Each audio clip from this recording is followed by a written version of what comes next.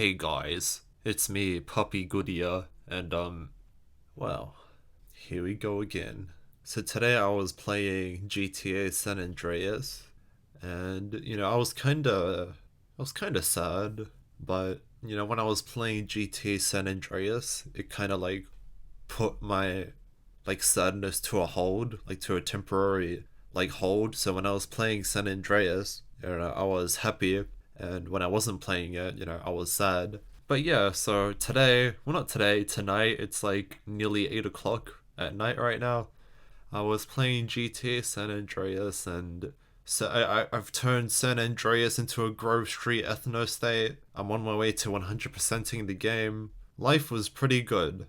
But when looking at my map of the conquered San Andreas, it kind of made me sad because I did it. I've I've turned San Andreas into an ethno state. Shouldn't I be happy? I never saw a Ballers gang member again after that. Kind of made me kind of sad because now it's like it's over, man. The gang wars. I kind of miss it. So it kind of got me thinking, if a white ethno state existed, wouldn't they get bored? So when I was playing, GTA San Andreas, I got really sad until I said out loud, a meaningless drunk story with Ian. A meaningless drunk story with Ian. Like when I hear those words, it fuels me with so much power. It almost it almost makes me superhuman. My muscles started pumping and my heart started pounding, and I felt stronger. World 65. That's that's my favorite YouTuber of all time. So, it got me thinking. I have a drunk story myself. So I thought to myself, oh, why not? Yeah, I'll tell that story. It's kind of embarrassing, but yeah, I'm a good sport. I can take it, even if it's kind of embarrassing. So, so in my epiphany video, like my previous video, I drank like a shot of whiskey. Yeah, it turns out I was like really fucking stupid, right? So like throughout the video, I was like drinking more shots and shots. Like you can kind of tell like throughout the, well, you can't tell because I cut that bit out, but in the original recording, I got progressively more and more hammered to the point where I just couldn't fucking record anymore. So after like I got like really fucking drunk, I had to kind of like cut the video like halfway, re-record like what my original points were in a more like comprehensive way instead of like a fucking drunken slurred way. I was like so fucking hammered that like it took every fucking ounce of me to hit like the export button in Audacity so I can save like the recording. So as soon as I hit the export button, like my body it just used up all of its strength. Like that's it. I'm fucking out of commission. So let me tell you the story from the start, okay? So I was recording the Epiphany video. I was taking, shots of whiskey. I got like more and more hammered and I collapsed on the bed. I pulled out my phone. I flipped through my contacts. Actually, let's see if we like go through my call history right now. We can like see like who I called in order in like my drunken ass state. Wait, what date was this? Okay, it was the 10th of May 2022. That was when I got like really fucking hammered. Okay.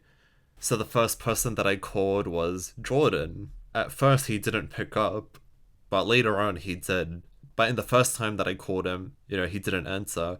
So I tried calling Port, didn't answer. When I talked to him about it like later on, apparently like he didn't even get a call, so yeah, that was weird. Yeah, I don't know. And so I tried to call Uncle Ko, no answer. Then I tried calling Ixu, no answer. Then I call Gavin. He finally, like, someone finally picks up. He answers. And so in the original recording, you could kind of see, like, bits and pieces of the call, actually. I'll show, like, some of the footage. Because, I'm a good sport. But, yeah, man.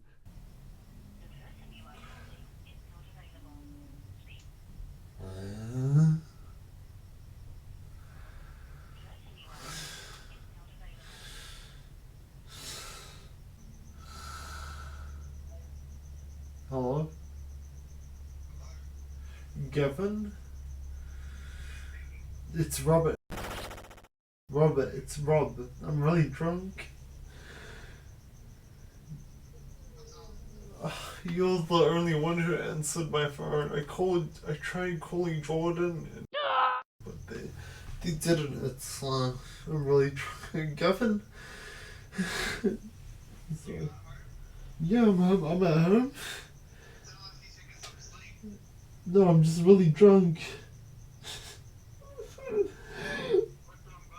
I love you so much, Gavin.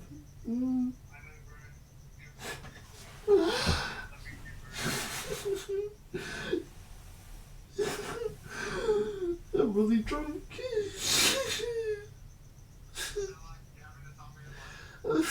So, yeah, there you go. So it was after that Gavin phone call was when I hit the export button and stopped recording, right? And so I told him to come over, right? Because I was like fucking out of it. I needed fucking medical attention ASAP.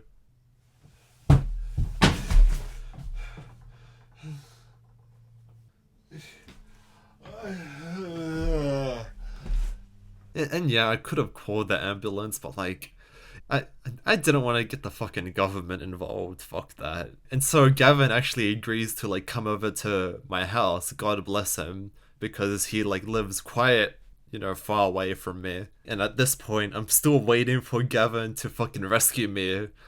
So I ended up calling up David.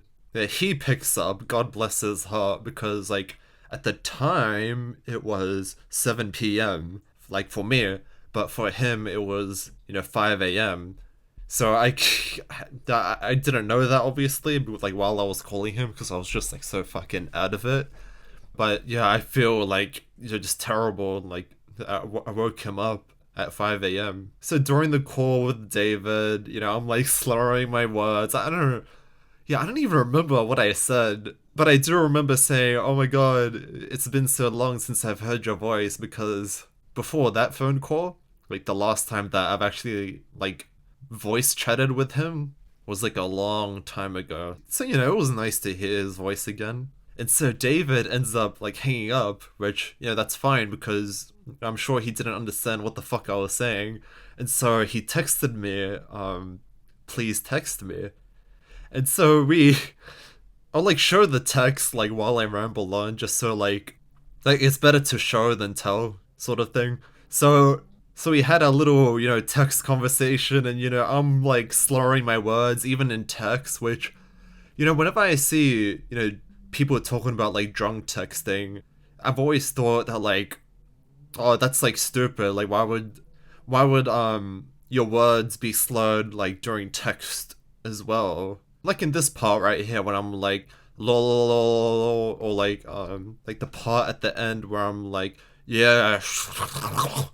Yeah, I didn't think people actually like texted that like when they were actually drunk. I thought that was just like a fucking like a cliche, but no, I'm speaking from experience, man. Like that drunk texting, it's real.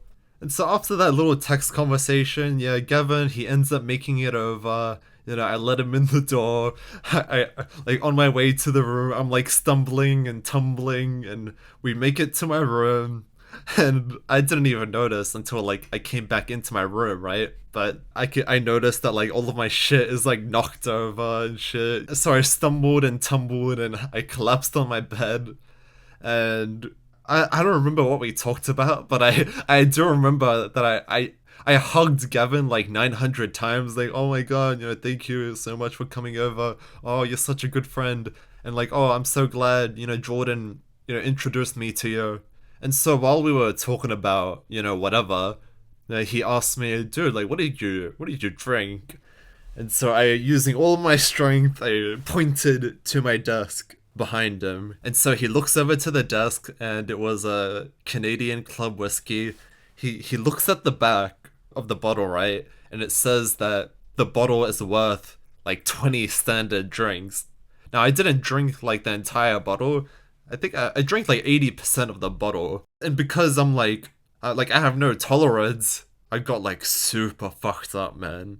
So after that, Yeah, Gavin, he ended up like going home, and then a little bit after that, I was like vomiting and vomiting on in the fucking toilet. It was terrible.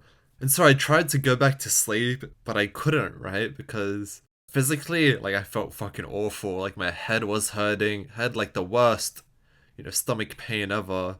And like I just couldn't fucking sleep because of the pain, right? But eventually, I ended up falling asleep. Like, by the time I fell asleep, it was like fucking 5 a.m. And I remember when I fell asleep and my room was being lit up by the early morning sky. And so I was looking out the window as I was falling asleep. And it was one of the greatest euphorias ever. And when I woke up the next morning, I felt pretty good.